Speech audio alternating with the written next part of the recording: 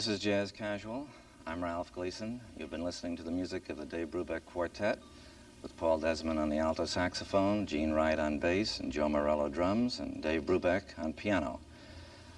About 10 years ago, Dave Brubeck, then an up-and-coming young musician, wrote an article in Downbeat magazine in which he discussed the future of jazz and said many of the things that he thought we might expect in the ensuing decade from jazz music. And we have him on the program now, and I hope that we're going to be able to find out. Dave, good to see you. Hi, Ralph. We were just talking about the article that you did in Downbeat about 10 years ago, in which you discussed the future of jazz music. Has it worked out like you thought it would? Well, it's coming along very well. I think the two things I stressed at that time are the two things that I would stress today, and the two things I've worked the hardest on in the ensuing 10 years. What are they? Well, I brought up polytonality, that I thought we should be using more adventurous harmonic changes, and one good way to do that in jazz, which offered the musician much liberty without breaking the fundamental rules of jazz, was to keep the basic chord progressions of any standard tune. Say a pianist would play in this key in one hand, but in this hand play in a new key, a different key, and he'd be getting all his altered chords that way. And yet he wouldn't be throwing his bass player, because this is the hand that the bass player is going to work with, wouldn't be throwing the other musicians too much, and yet he could become very adventurous. Now, rhythmically, I talked in terms then of doing things polyrhythmically. The harmonic approach was polytonality. Rhythmically, I wanted to do things polyrhythmically because I thought jazz was much too tame. And the way I wanted to set up the group was that the drummer would be playing one rhythm, the bass player another rhythm, and Paul and I could play in either of those rhythms or a new rhythm. Now, we've done this, and we're doing it better now than we did 10 years ago. And the album Time Out was the first album where we took a whole series of time signatures, different than we're used to playing in. And the next album, current album, is called Time Further Out. Well, now, you just did the Take 5 from Time Out. And it's very interesting to see that that is now being accepted by the public. Well, now, how did you use this in Take 5, for instance, which you just finished playing? Well, we recorded that about 2 years ago, and it's a tune written by Paul Desmond, and that was where we were going to take different time signatures than the usual jazz. Now, the idea was that jazz used to challenge the public and make them think in terms more advanced rhythmically than they were used to thinking in. In the 20s, it was hard to get a group of people to clap on 2 and 4. 1, 2, 3, 4. This was difficult. Well, we haven't gone much further. The public is ready for something new because everybody that listens to jazz can clap on 2 and 4. At this period, 30 years is long enough to be stuck there. So it's time that the jazz musicians take up their original role of leading the public into more adventurous rhythms. And you think this is what is now going to take place? Well, the Take 5 is proof of it. After all, the kids are tired of rock and roll, too. And yet they can dance in 5/4 time. Well, now, are you doing this in any other way with other numbers that you've written and that you're recording and playing? We have, we're the only group that I know of. We can play an entire concert and not play in 4/4 or even in 3/4. And most jazz is played in 4/4 time. Most jazz is, and more they're getting to be jazz waltzes. But we have 4 things in 5/4 time, and things like the Blue Rondo a la Turk using 9/8, a thing called Unsquare Dance that's in 7/4 time, and there's another thing in 7/4 that's very difficult to play in. 3 to get ready and 4 to go was the idea using 2 bars of 3/4 followed by 2 bars of 4/4. Now, many groups do these things, and they play the first chorus that way, and then they go cop into 4/4, out. Then they go into 4/4. In our group, if we set up this pattern, we're going to stay in the difficult time signature throughout and improvise. Just like you heard Paul just now, he was in 5/4 time. He can probably play in 5/4 better than any musician in the world, maybe as a horn man, and Morello's got it sewed up as a drummer. Well, now, can you show us some of these different rhythmic things that you're going to do? Yes. The tunes, what tunes would you play for us now? I'll do a thing called a raggy waltz. Yeah. Now, the rag was the first written form in jazz. And they used to play 1, 2, 3 against 4 over here. Now, we're going to start with the idea we're going to play a waltz and put 1, 2 on this side. All right. And we'll combine the rag and the waltz. Now, we might get into tempos of 3 or 4 or 2. We're free to do anything we want as long as we don't break the basic idea. Okay, well, we'll listen to that. Thank you, Dave. This is going to be Raggy Waltz, the Dave Brubeck Quartet, and I urge you all to listen and watch closely and see if some of the things that Dave just described to us turn up in this tune as the Dave Brubeck Quartet plays it. Raggy Waltz.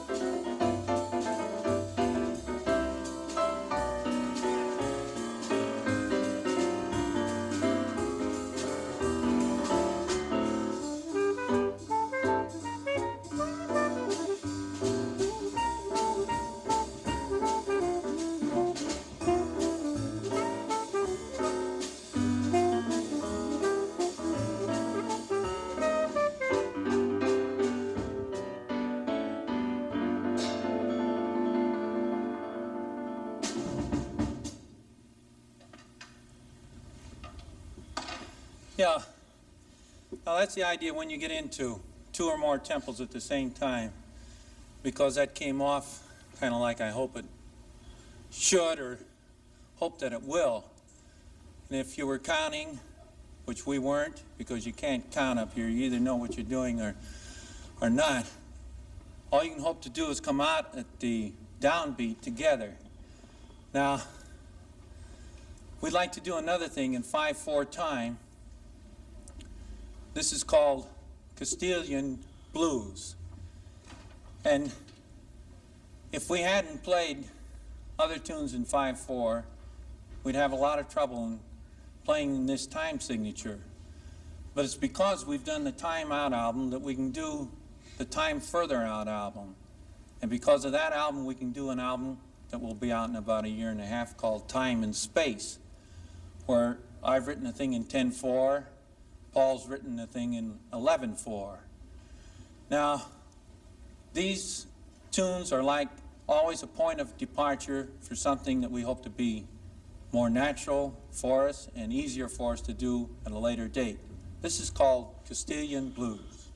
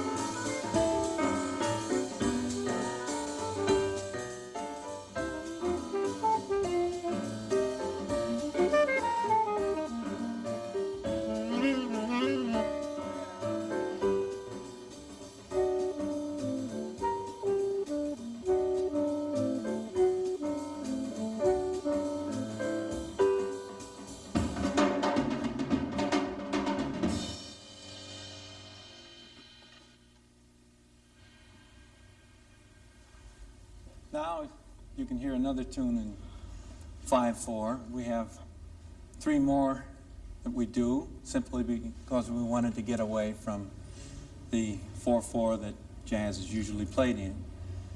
There's quite a bit of 3/4 going around these days. And we have one now we'd like to do for you called Waltz Limp. It's from a ballet I'm doing where the girl loses her ballet slipper. She starts to limp. The corps de ballet follows her around, limping. They create a new dance.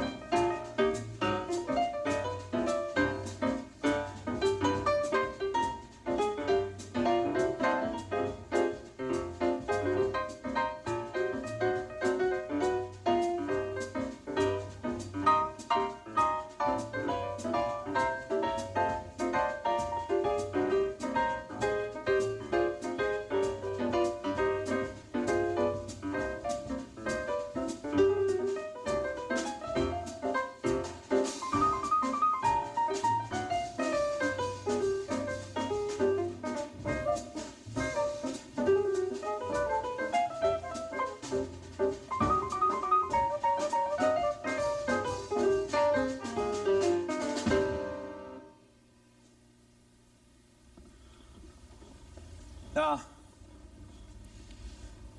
we used a 9/8 time that I would like to demonstrate a bit because it's quite different than most jazz. You count it 1 2 1 2 1 2 1 2 3, which totals 9. It's a Turkish rhythm that most of the people in Turkey have no more trouble with than we have with rock and roll here. It's called Blue Rondo a la Turk.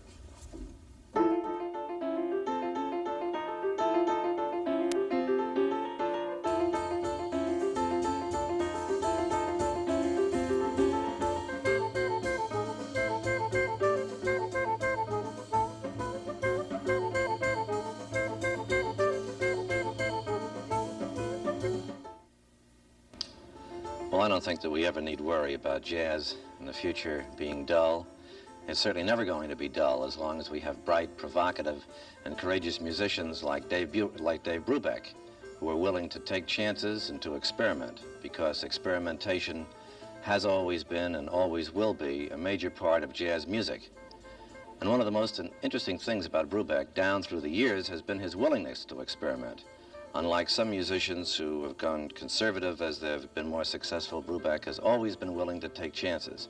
And he remains today a very provocative, experimental, and interesting musician, and I hope we can hear more of him right now.